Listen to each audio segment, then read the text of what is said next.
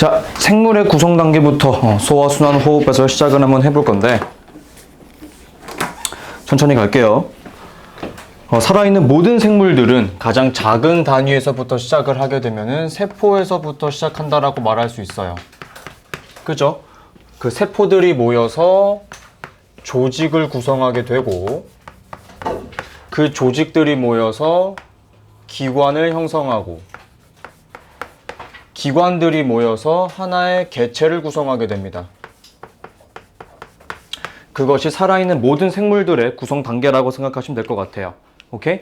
자, 그 다음으로는 이 저번 단원에 배웠던 단원명이 뭐냐면은 식물과 에너지야. 그래서 동물 말고 식물들은 어떤 구성 단계를 거치고 있는지 한번 공부를 해볼 건데 식물들도 가장 작은 단위가 세포인 것은 동일해요. 그 다음 세포들이 모여서 조직을 구성하게 되는 것도 동일합니다. 그런데 식물은 조직들이 모여서 조직계라고 하는 것을 형성하게 돼요. 여러분 제 책에 보시면 이 조직계에 해당하는 것들이 관따발 조직계, 기본 조직계 여러 가지가 있죠. 그런 것들 밑줄 한번 쳐주시고 혹시나 나오게 되어서 틀리지 않게 약간의 기억 정도는 해주셨으면 좋겠습니다.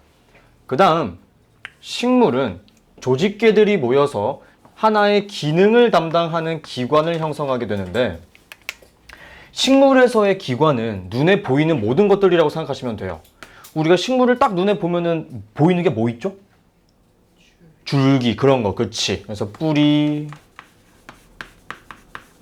줄기, 혹은 잎, 그 다음 뭐 이제 열매, 그죠? 꽃, 그런 것들도 하나의 기관이라고 이야기를 할 수 있습니다. 근데 우리가 지금부터 공부하고자 하는 것은 동물의 구성 단계에 대해서 공부를 한번 해볼 거예요. 자, 동물은 어떤 식으로 구성 단계가 형성되어 있냐면 식물과 조금 다른 내용의 한 친구가 있습니다. 뭐냐면 동물도 가장 작은 단위가 세포인 것은 동일해요.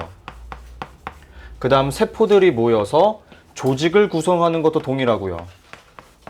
그 다음 조직들이 모여서 기관을 형성하는 것도 똑같습니다. 그런데 동물들은 이러한 기관들이 모여서 기관계라고 하는 것을 형성하게 됩니다. 이 기관계에 해당하는 것들이 바로 여러분들이 지금 5단원에서 열심히 공부하고 있는 소화, 순환, 호흡, 배설 같은 것들이 다 이 기관계에 해당합니다. 이게 3학년에 올라가게 되면 이제 뭐 신경계라든지 여러 가지가 더 있기는 하죠. 됐나요? 자, 우리 하나만 더 해봅시다. 여러분, 삼겹살은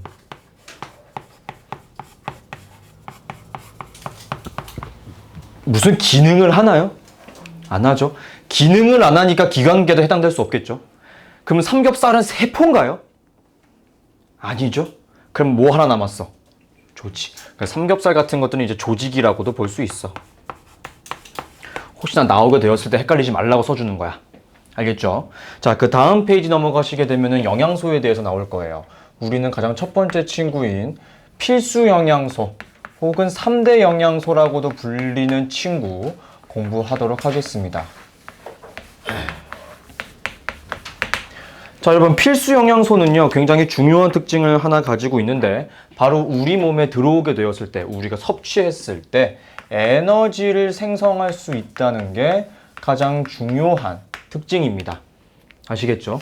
그 중에서 첫 번째 탄수화물부터 한번 가볼 건데 여러분 탄수화물은요 우리 사람이 영양소로 즉 에너지로 삼을 수 있는 가장 중요한 주된 에너지원입니다. 그러니까 이거 하나 머릿속에 반드시 넣어주시고 두 번째로 이 탄수화물이 우리 몸에 들어와서 남아 잉여 물질이 생기게 되면은 저장되거든요. 근데 어떤 형태로 저장이 되느냐? 지방의 형태로 저장됩니다. 아시겠죠? 요거 하나 반드시 기억해 주셨으면 좋겠고, 그 다음 제가 만든 문제집 푸시다 보면은 이런 식의 시험 문제 한두 문제 정도 박혀 있어요. 음식물의 그람 수를 계산하여 칼로리를 계산하는 문제 풀어본 적 있을 겁니다. 그런 친구들을 위해서 알려드릴 건데, 탄수화물은 1g당 4kcal의 에너지를 낼 수가 있어요. 오케이? 그런데 중요한 점이 이 탄수화물을 구성하고 있는 성분들이 녹말만 있지 않습니다. 예를 들면 설탕이라든지 혹은 포도당이라든지 이런 것들도 다 탄수화물에 포함이 됩니다. 따라서 시험 문제에서 그냥 당류라고 나오는 경우도 있을 거예요. 걔네들이 다 굳이 따지자면 무엇이다? 탄수화물이다. 저거는 하나 적어주세요. 됐죠? 자, 두 번째로 기억하실 내용은 뭐냐면은 단백질입니다. 자, 단백질은요, 머리카락, 피부, 손톱, 발톱 이 모든 것들을 구성하고 있습니다. 그냥 쉽게 얘기하면은 세포의 기본 성분이 대부분 다 단백질이에요. 따라서 이 단백질이라고 하는 것 때문에 우리 사람의 몸이 구성될 수 있는 거구나. 즉, 몸을 구성하고 있는 기본 성분이구나라는 것까지 하나 기억해 주셨으면 좋겠고, 우리가 푹 자면은 키가 큰다라고 합니다. 성장 호르몬이 뿜뿜한데요. 그 호르몬의 주성분도 이 단백질이에요. 그래서 단백질은 우리 몸의 기능을 조절하기도 한다. 요거까지. 됐나요? 그 다음 중요한 거, 이 단백질도 탄수화물과 마찬가지입니다. 1g당 4kcal의 에너지를 낼 수가 있어요. 아시겠죠? 좋아요. 자, 세 번째로 기억하실 것은 지방인데, 지방이라고 하는 영양소는 방금 위에서 살짝 이야기를 했는데 주로 저장을 하는데 굉장히 효율적으로 쓰일 수가 있어요. 그래서 주로 저장하는 데 많이 쓰입니다.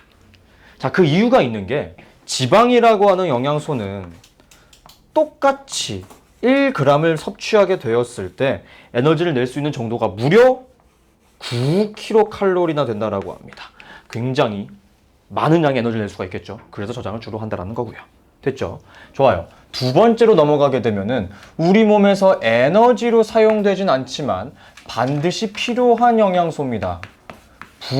부영양소라고 불러요. 오케이? 자, 부영양소는 어떤 특징을 가지고 있냐면은 에너지를 생성하진 않아요. 그러니까 이렇게 생각을 할 거야. 쌤, 그럼 에너지 생성하지도 않는데 뭐하러 필요해요? 필요 없는 거 아닙니까? 아니에요.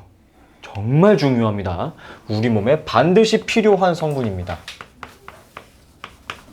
그 이유 한번 설명해 볼까 하는데, 첫 번째, 무기염류라고 하는 친구가 있어요. 자, 무기염류는 칼륨, 칼슘, 철분, 나트륨 등 우리 몸을 구성하기도 하면서, 마치 단백질이랑 비슷한 성질을 가지고 있죠. 몸을 구성하기도 하면서 큰 주된 요인은 아니지만 우리 몸의 기능을 조절해 주기도 합니다. 굉장히 중요한 역할을 하고 있어요. 오케이? 자, 쉽게 얘기하면 이런 것들이에요. 우리가 알고 있는 원소 기호로 구성되어 있는 친구들은 대부분 다 무기염류라고 봐도 됩니다. 제가 지금 칼륨, 칼슘 그런 친구들 얘기했잖아요. 그죠? 그런 거라고 생각하시면 되겠고, 두 번째, 바이타민이라고도 불리는 친구입니다. 비타민이죠. 비타민은요, 우리 몸을 구성하지는 않아요, 사실. 하지만 이 비타민이라고 하는 성분은요, 우리 몸의 기능을 아주 적은 양으로도 쉽게 조절할 수 있다는 특징을 가지고 있습니다. 아시겠죠? 그래서 중요한 점이, 이 비타민은 만약에 우리 몸에서 부족할 시에 질병을 일으켜요. 결핍증이라고 하는 것을 유발하게 됩니다. 오케이? 그럼 우리는 결핍증을 다 기억해야 되는 것이냐? 사실 그렇지는 않아요. 주로 많이 나오는 결핍증은 두 개 정도가 있습니다. 첫 번째, 비타민 A가 부족할 때 나오는 결핍증이 야맹증이고요. 밤에 잘 보지 못하는 것들이에요. 그 다음은 비타민 C가 부족하게 되면은 괴혈병이라고 해서 피가 잘 멈추지 않는 겁니다. 이런 증상도 나오기도 해요. 됐죠? 자, 세 번째로는 여러분 너무나 잘 알고 있는 영양소들이에요. 물입니다. 여러분, 물이라고 하는 친구가 에너지를 내진 않잖아요. 그죠? 하지만 우리 몸에서 없어서는 안 되는 성분이기도 하죠. 왜냐하면 무려 60%에서 70% 정도를 구성하고 있는 것이 바로 물입니다. 이것만 기억해도 문제 푸는데 큰 어려움은 없지만 한 두 가지 정도만 더 말씀드리고 싶은데, 첫 번째, 물은 이 비열이라고 하는 것이 굉장히 커요. 그래서 사람뿐만 아닙니다. 모든 생명체들의 체온을 일정하게 유지시켜주는데 큰 도움을 주는 친구라고 생각하시면 될 것 같아요. 됐죠? 두 번째로는 우리 저번 시간까지 열심히 배웠던 게 그 물질의 용해도 파트였습니다. 그죠? 그래서 이 물에는요, 여러 물질들이 굉장히 잘 녹습니다. 용해성이 커요. 그래서 우리가 탄단지, 필수 영양소도 그렇고 부영양소도 그렇고 여러 가지 영양소들을 흡수하기에 굉장히 효율적인 하나의 물질이 될 수 있다고 생각하시면 되겠습니다. 됐죠? 자, 그 다음은 제일 짜증나는 파트야. 영상 찍고 있는데 이런 소리 하면 안 되는 건 맞는데 제일 빡칩니다. 여러분, 과학에서 제일 좋아하는 문제 스타일은 뭐냐면은, 첫째, 닥치고 암기. 둘째, 순서 나열. 그러니까 진짜 뭐 1, 2, 3, 4, 5단계로 하는 그 순서도 있겠고 부등호로 하게 되는 그 순서 나열. 세 번째가 공식이에요. 네, 그 세 가지 제일 좋아하거든요. 근데 얘가 그 첫 번째 파트인 닥치고 암기입니다. 뭐냐면은 영양소의 검출이죠. 근데 우리가 외울 거는 크게 두 친구기는 해요. 왜냐면 식물과 에너지라고 하는 파트에서 에탄올의 물중탕을 함으로 인해서 우리는 식물의 이파리에 존재했었던 이 영양소를 찾으려고 했었어. 뭐 찾으려고 했었지? 녹말. 그렇지. 첫 번째, 우리는 녹말을 한번 찾아볼 거야. 자, 녹말을 검출하기 위해서는 플레임은 이거죠. 아이오딘화 칼륨 용액입니다. 그쵸? 근데 우리는 조금 요약해서 뭐라고 불러요? 그냥 아이오딘 용액이라고 하죠. 그럴 때 무슨 색깔 나오나요? 네, 청람색이 나오게 됩니다. 그 다음 두 번째부터가 조금 이제 암기를 해야 되는 파트가 될 것 같고, 두 번째는 포도당이라고 하는 영양소를 검출할 거예요. 자, 여러분, 포도당은요, 베네딕트 용액을 사용한대요. 암기해 주셔야 되겠죠. 자, 그런데 중요한 게 이 베네딕트 용액이 작용하기 위해서는 최소한 30도에서 40도, 약간 사람의 체온 범위 언저리에 돼야지만 반응이 일어난대요. 그렇기 때문에 우리는 아주 약간이지만 따뜻하게 가열을 해줘야 한다. 요거 하나 기억해 줍시다. 그럴 때 나오는 색깔의 이름이 황적색이라고 합니다.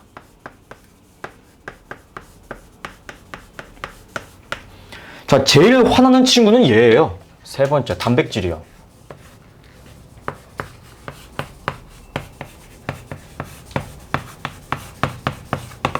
자, 단백질 파트가 왜 화나냐면은, 우리는 단백질을 검출하기 위해서 사용하는 용액의 이름이 뷰렌 용액이에요. 뷰렌. 두 글자니까 쉽다, 그지? 근데 제일 스트레스 받는 친구 중에 하나가 얘야. 왜냐면 이 뷰렌 용액을 만들기 위해서는 우리가 숫자도 기억해야 된다. 5%의 수산화 나트륨 수용액을 사용해야 되고요.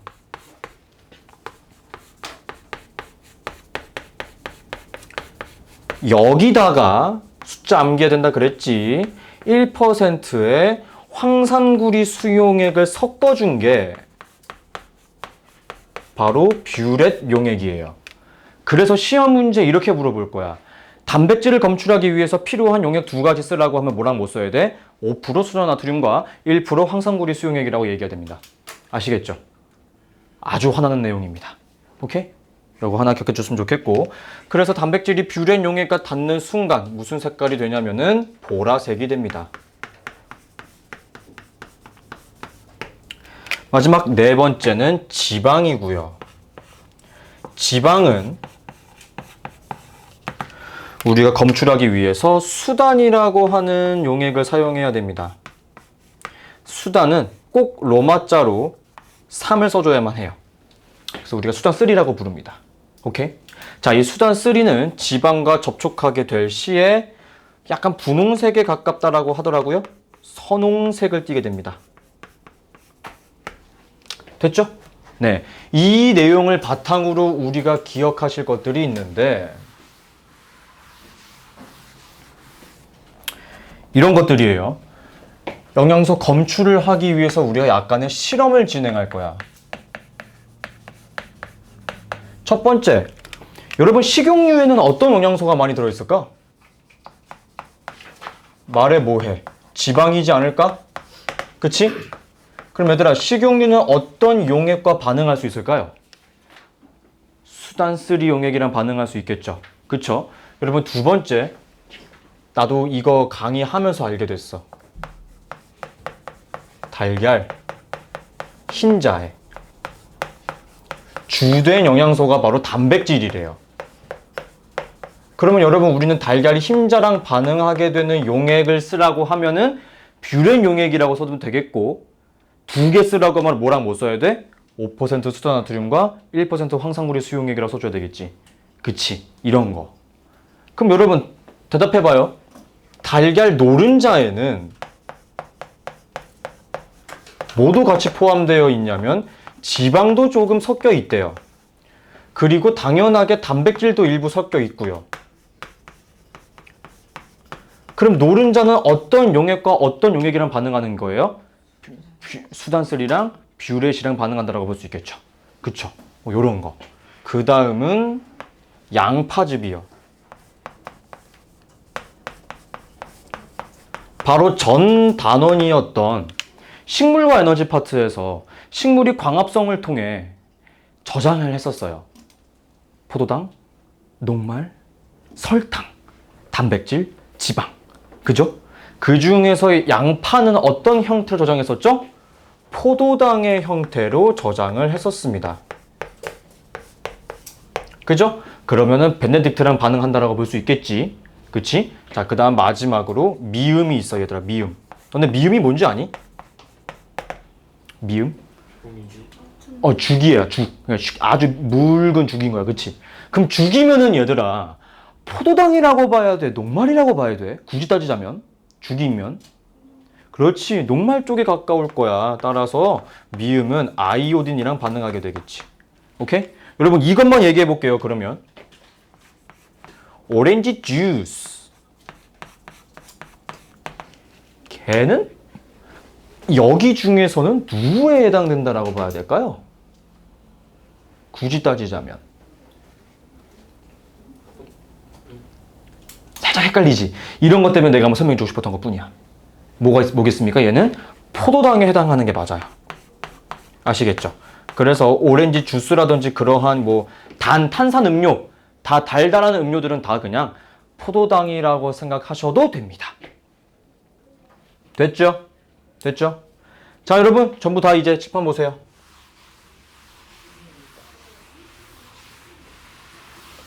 다 칠판 봐요.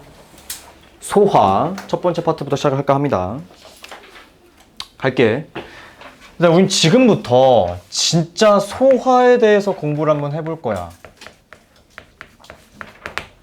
자, 그러면 우리가 지금 열심히 공부해야 되는 이 소화라고 하는 것은 대체 무엇인가? 자, 공부를 한번 해보게 되면은 음식물의 크기를 작게 분해하는 것. 그것이 소화의 가장 기본적인 목적이에요. 자, 분해만 한 다음에 땡인가요? 아니죠. 어떻게 해야 돼? 제일 마지막에는? 그렇지. 흡수해야지. 흡수까지 하는 그 모든 과정을 우리는 소화라고 이야기할 겁니다. 자, 그러면 우리 사람은 음식물을 작게 분해하는 과정에서 크게 두 가지의 소화 과정이 일어나게 돼요. 첫 번째는 기계적인 소화라고 하는 것이 진행하게 됩니다. 자, 여러분, 기계적인 소화라고 하는 것은 간단해요. 뭐냐면 그냥 정말 단순하게 크기만 작아지는 거야. 오케이? 종이를 태우는 것도 아니고 그냥 북북북 찌르는 행위라고 생각하시면 됩니다. 그럼 여러분, 우리 사람의 소화기관 중에서 음식물을 작게 쪼개고 부수는 곳 어디죠? 입이죠. 그렇죠. 입이에요. 자, 그 다음 이거는 우선 저것만 놔주세요. 꼭 중요한 내용입니다. 쓸개즙도 기계적인 소화에 해당해요. 됐죠? 적어주세요. 그 다음 두 번째, 화학적인 소화가 있는데, 여러분, 화학적인 소화는 어떤 의미를 가지고 있냐면은 음식물의 성분이 변화합니다. 자, 음식물의 성분이 변화하기 위해서는요, 반드시 소화 효소라고 하는 친구가 있어야 해요.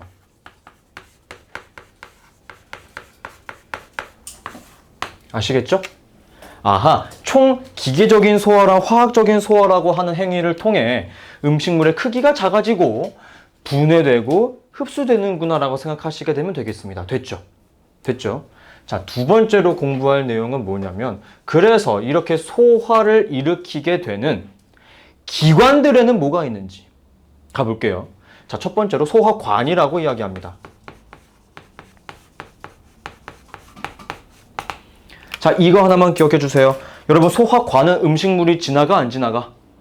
지나가는 거야. 알았지? 소화관은 음식물이 직접 이동하게 됩니다. 자, 여러분, 우리는 음식을 주로 어디로 먹어요? 콧구멍으로 먹지 않잖아요. 그죠? 네, 어디로 먹어야 됩니까? 입으로 먹겠죠. 그래서 입도 소화관이고요. 식도도 소화관이고요. 그 다음에 도착하는 곳이 위고요.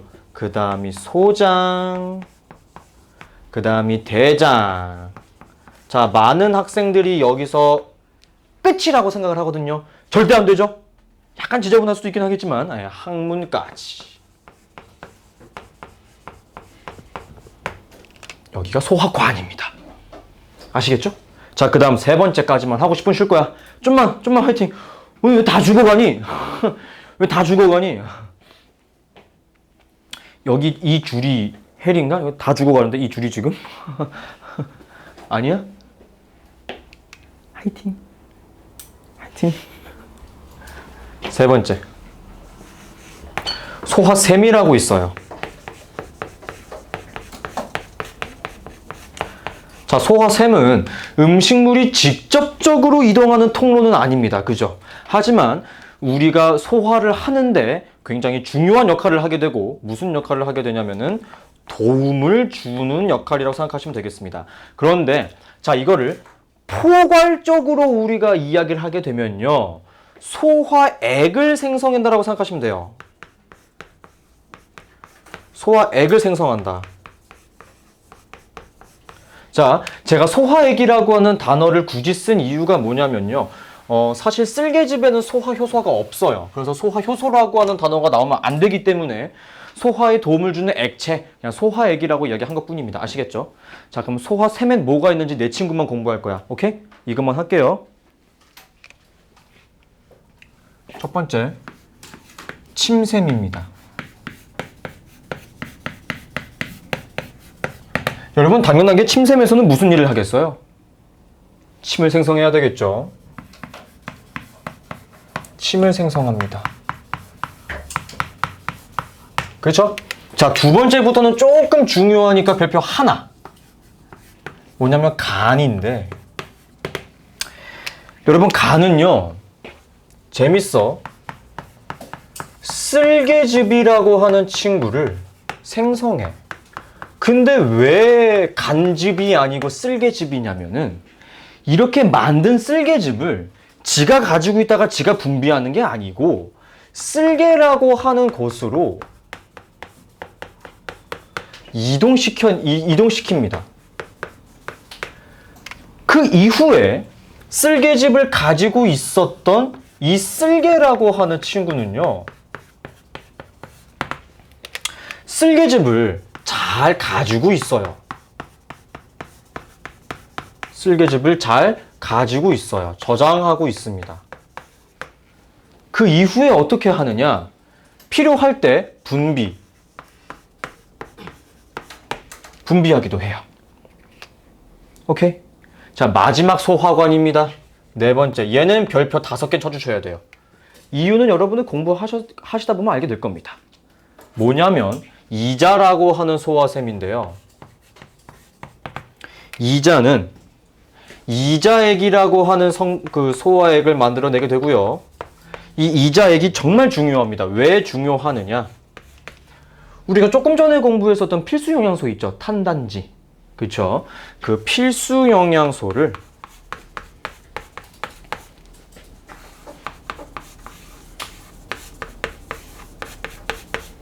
모두 분해합니다. 이러한 특징을 가지고 있어요. 그래서 이자액이 정말 중요한 친구이다라고 말씀드릴 수 있겠습니다. 됐나요? 자, 우리는 소화에 대한 내용을 공부하기 이전에 가장 기본적으로 기억해야 될 내용들에 대해서 공부를 했어요. 그 다음 제가 10분 정도 쉬는 시간 드린 다음에 우리는 소화 효소랑 소화의 전 과정에 대해서 공부를 할 겁니다. 그때는 조금 필기가 많이 들어가 줬으면 좋겠어. 많이 적어야 될 것 같고 많이 외워야 돼. 알았죠? 조금만 따라와 줬으면 좋겠고 10분 쉬었다 합시다.